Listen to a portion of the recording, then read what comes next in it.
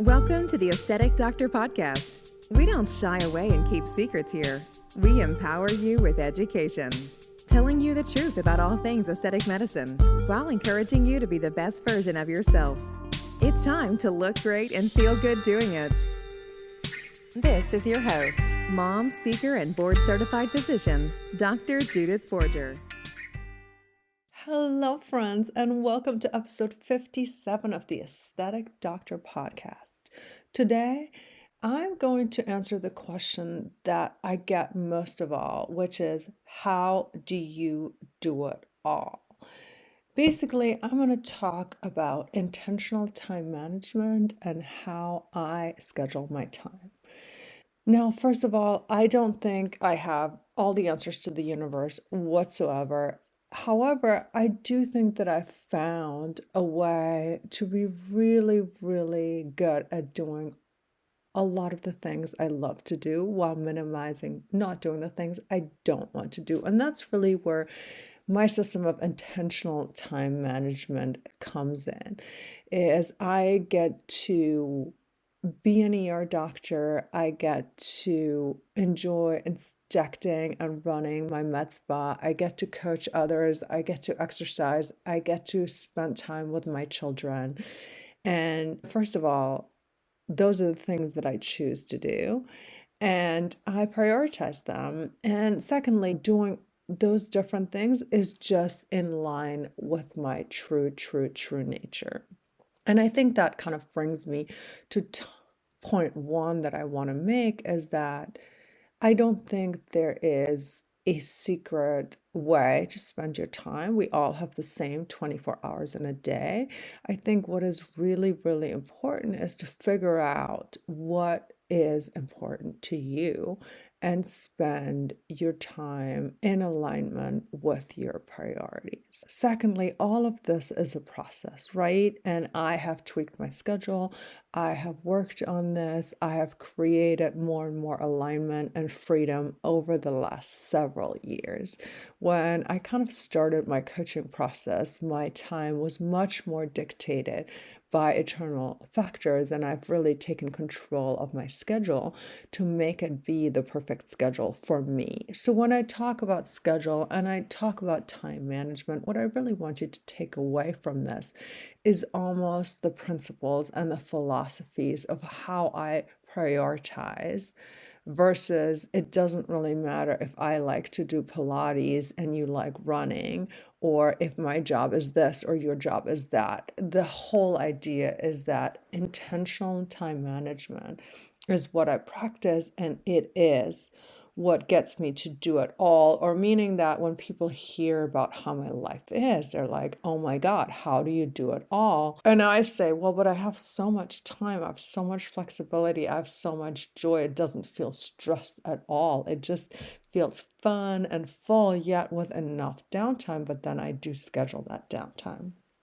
Alrighty, so are you ready to hear about my intentional time management strategies? And again, this is applicable for anybody, and I would love to hear your feedback at the end of it. So I'm going to give credit to where credit is due. And the first thing is that what I've really done is customize to myself a concept by Brooke Castillo, the founder of the Life Coach School, that she calls Monday Hour One, where she basically talks about spending an hour on Monday, or the first hour of Monday, sort of creating and planning your whole week. And I think that is one of the greatest things about all this information that is out there, is that you can take different ideas and different ways of doing things and customize it to you, and take the things that speak to you and then make them your own. So first of all, Brooke is such a thought leader, and I definitely want to make sure that I give credit to the ideas where I got them from. I don't do mine on Mondays. I sort of think about my week in a different way. And because I work on a monthly schedule. I do sort of a monthly master and then fill it in by the week. I evaluate my week Wednesday to Wednesday. So again, the Monday is not the important part. What the important part is that you really spend your time intentionally. Well, so the first step is really to clarify what are your wants and what are your goals and what are your priorities, right? Because how do you know to schedule according to priorities if you don't know what your priorities are, right?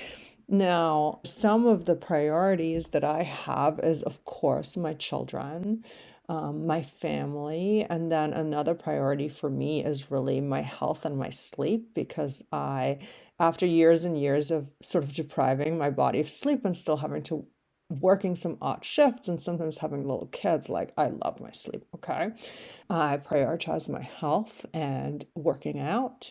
And then, of course, I prioritize my professional endeavors and I prioritize growth. So I spend a lot of time in mindfulness, reflection, coaching, masterminds, listening to things and reading things that I find stimulating. Then, of course, I love my business, Concierge Medical Arts, the aesthetic doctor coaching, and a lot of us both want to and have to find a way to make a living, right? So let's also not negate that the fact that I want to take vacations with my children and drive a car and have a house and buy clothes is one of my priorities, all right? So again, it's a choice, right? Like even though we're like, well, we have to make a living, but also like I want to make a living because it gives me things that I totally want to do and build generational wealth and all of that stuff. So number one in all of this is to clarify your wants and goals and priorities. So if you've never done any kind of thought on how you spend your time, what I would really want you to do is to really look at what you currently spend your time doing and what are your priorities and how do they match or not match, right? And then how can you get even just a little bit more time that is your priority, and always, always, always schedule your priorities first. That means schedule your days off, block them off, schedule your workout times, schedule your game nights with your children, schedule whatever it is important and schedule that first. I think when people think about schedules or the word schedule, like I love my schedule because my schedule is a reflection of all the things I get to do. I mean, there's certain have tos on there, but most of the time it's get tos. And I have control of it, right? Because we always have choice. But outside of maybe some of the things that your employer sets your work hours or whatever because you chose the certain job for one reason or another, and it might be things like health insurance, a place to live, professional fulfillment, whatever it is that you do, you still chose the job. But then if you say something is your priority, but it doesn't show up on your schedule or your calendar, is it really your priority? If you have a commitment to your self-care, schedule your exercise like I do. Schedule your date nights, schedule your game nights, schedule your kids' games. Like it actually, like my kids drop off and pick up is on my schedule because it is an important part of the days that I get to do it. So schedule your priorities first and schedule everything you're going to do in a day. Like literally my schedule goes something like drop off kids, office time here, Pilates time here, pick up children, and so forth and so on. I have my post-call sleep schedule. And why is that important? Because those things are commitments and those things are priorities. So when it's scheduled, you're not going to be like, oh, it's free time. Sure, I can do this other project. You're going to be like, oh no, there's something scheduled here. I'm not going to do that. And that is the way to make your schedule your own. Like if I have 9 o'clock Pilates scheduled and somebody goes, oh, I want to do this at 9 o'clock, then I have a decision to make, right? I'm going to be like, nah, you know what? My Pilates is really important to me. I'm so sorry. I'm not available at that time. Or I can say, oh, you know what? I already have 3 other Pilates scheduled. I really want to catch up with this person. Absolutely. Let me move something on my schedule to make that space for you. Versus if it's not scheduled, I think the reason why schedule gets a bad connotation is because people normally make their schedule sort of like that to-do list that is so full and so overflowing that they get nothing done.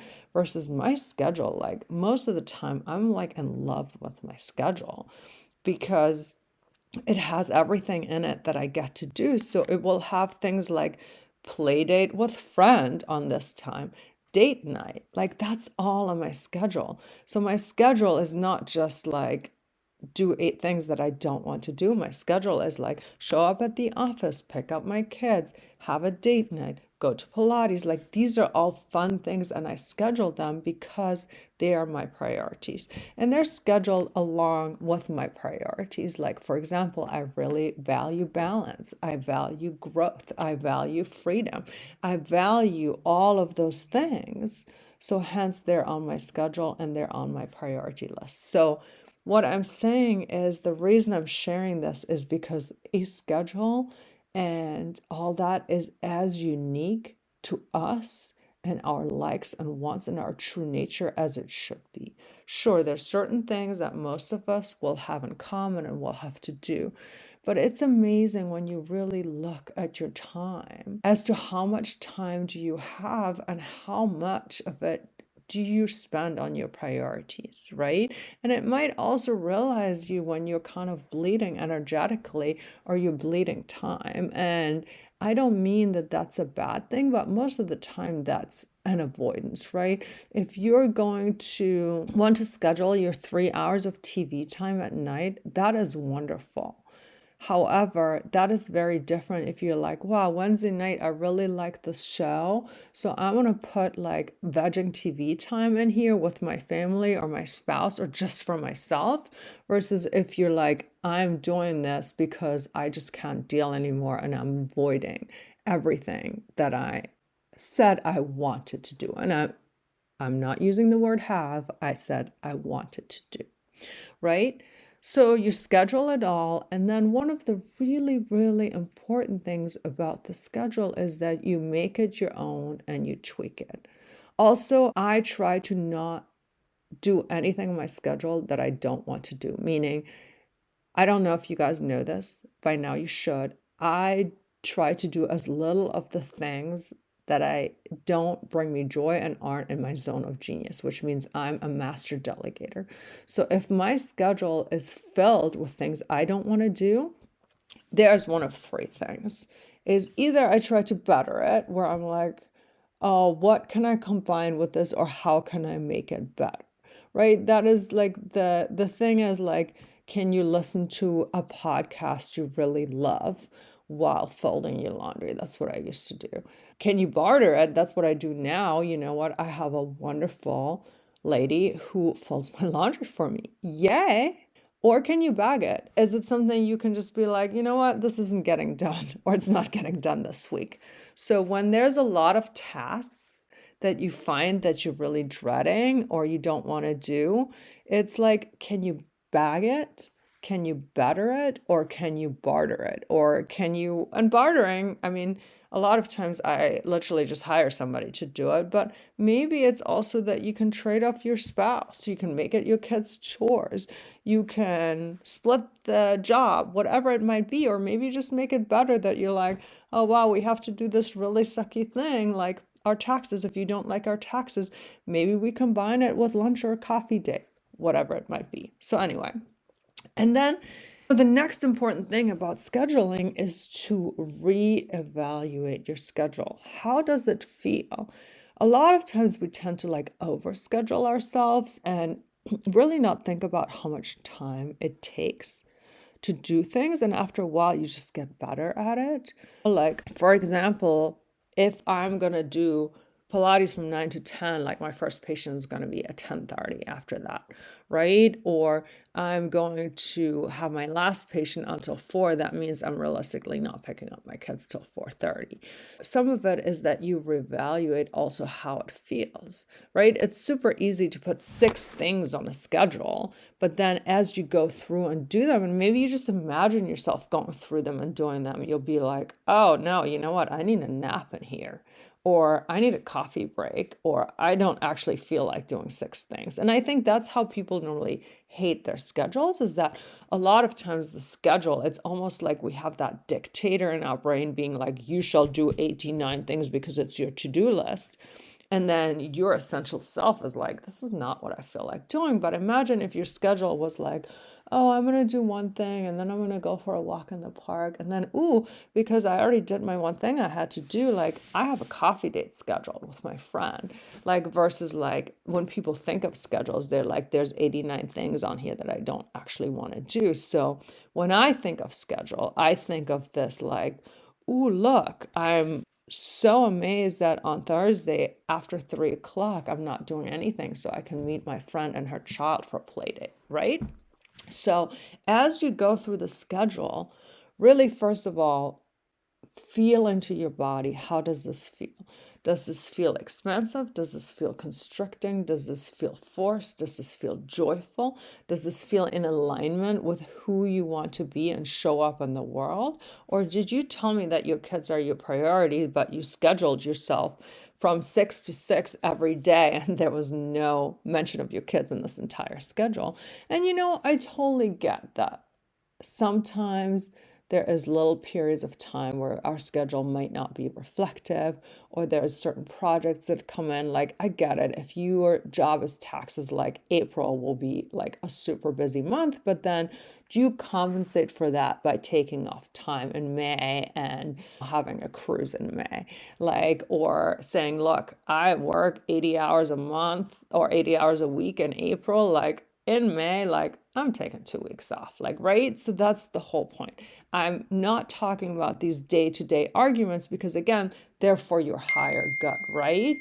It's not that I'm evaluating you on the fact that Tuesday is your long day at the office. I'm just saying, like, look at the patterns, think about how it feels. And maybe if like on Tuesdays is your long day in the office, maybe that means you want to like go on a little later on Wednesday, or you want to give yourself extra time to rest, or you want to have breakfast with your child, or whatever it might be, or your significant other, right?